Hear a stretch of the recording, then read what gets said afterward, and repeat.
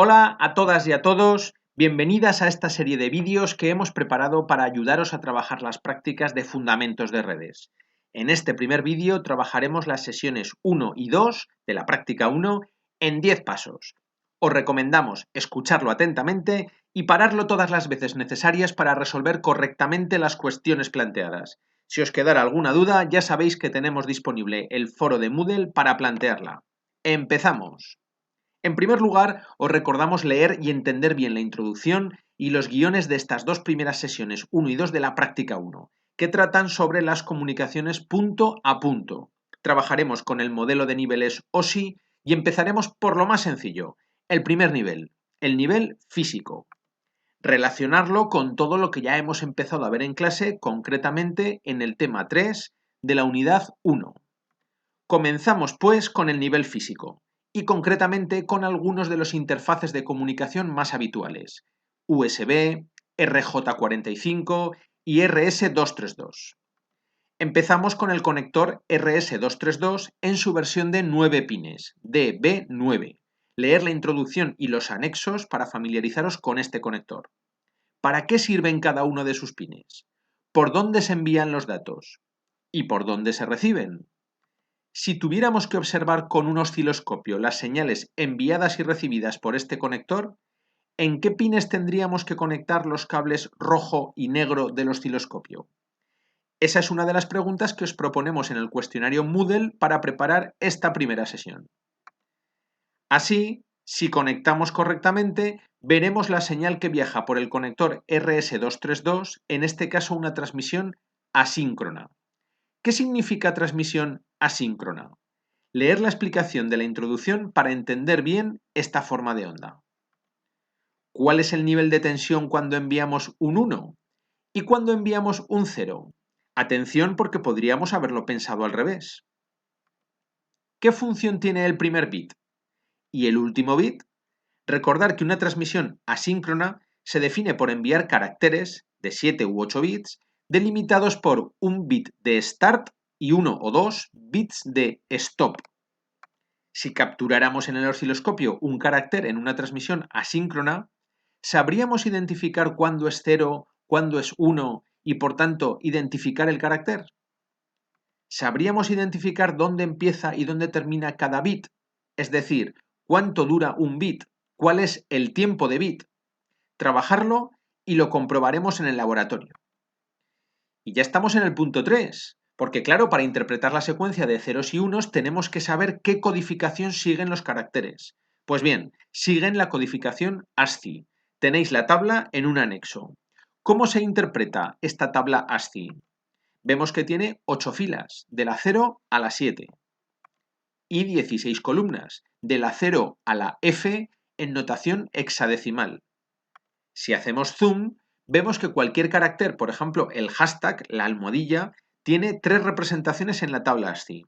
Su valor decimal, en este caso 35 como se indica dentro de la casilla, su valor binario, también dentro de la casilla, 00100011, y su valor hexadecimal, 2, 3 como combinación de la fila 2 y la columna 3.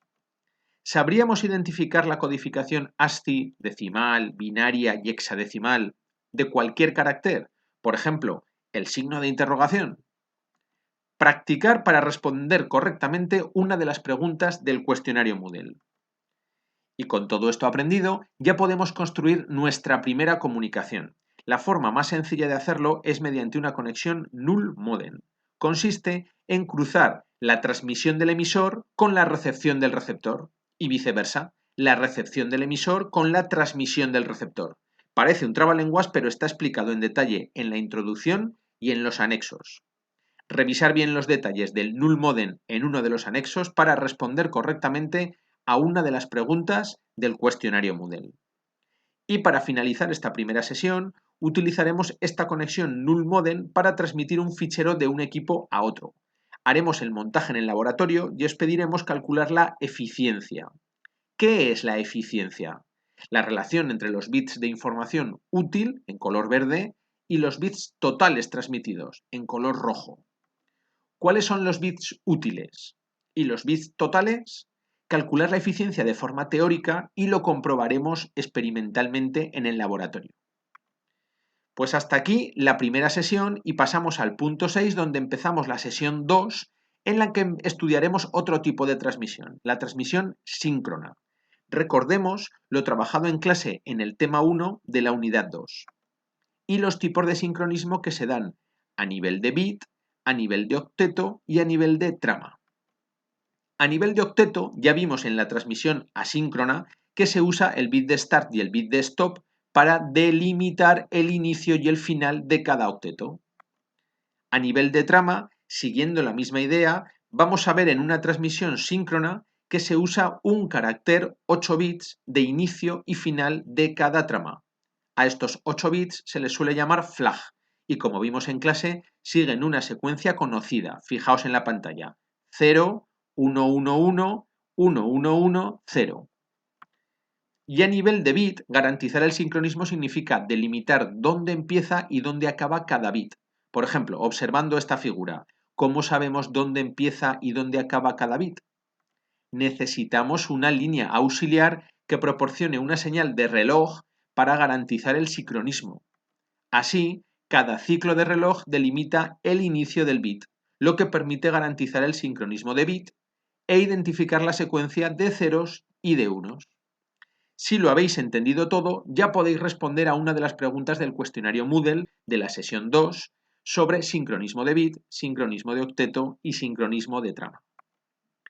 Y para comprobar el sincronismo experimentalmente, os propondremos en el laboratorio medir una transmisión síncrona a través de un conector DB25. Leer la introducción y los anexos para familiarizaros con este conector. ¿Para qué sirven cada uno de sus pines? ¿Por dónde se envían y se reciben datos? ¿Por dónde viaja la señal de reloj?